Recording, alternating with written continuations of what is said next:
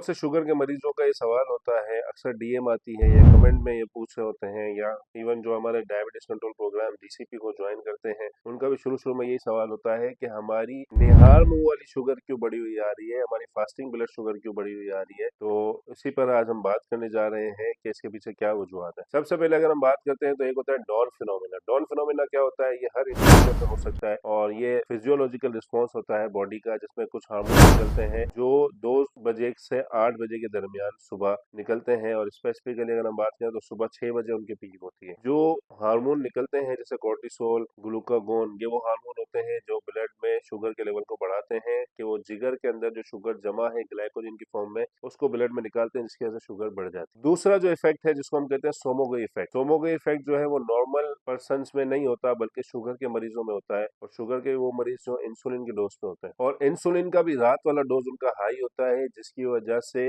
Hypoglycaemia हो जाता है, शुगर लो हो जाती है। और उसको कंपनसेट करने के लिए बॉडी क्या करती है कि वो बहुत सारे हार्मोन्स निकालती है, growth hormone, glucagon, cortisol, epinephrine, जो सारे ये रोल प्ले करते हैं कि जिगर से ग्लाइकोजन के स्टोर्स को निकालें, उसे ग्लूकोज बनाएं, और वो ग्लूकोज जो है यानी शुगर जो है ब्लड में आकर उसके लेवल्स बढ़ जाए। तो सोमोगो इफेक्ट को सही करने के लिए आप रात का इंसुलिन का डोज बेहतर कर दें। रात की जो 3 बजे का शुगर है वो चेक कर लें, उससे आपको पता चल जाएगा कि शुगर आया बढ़ी हुई है, यानी नॉर्मल फिनोमिना से बढ़ी हुई है, या फिर सोमोगो इफेक्ट की वजह से बढ़ रही है, यानी रात के इंसुलिन के हाई डोज की वजह से बढ़ रही है। रात का इंसुलिन का डोज बेहतर करेंगे तो सुबह की नियामत शुगर बेहतर है।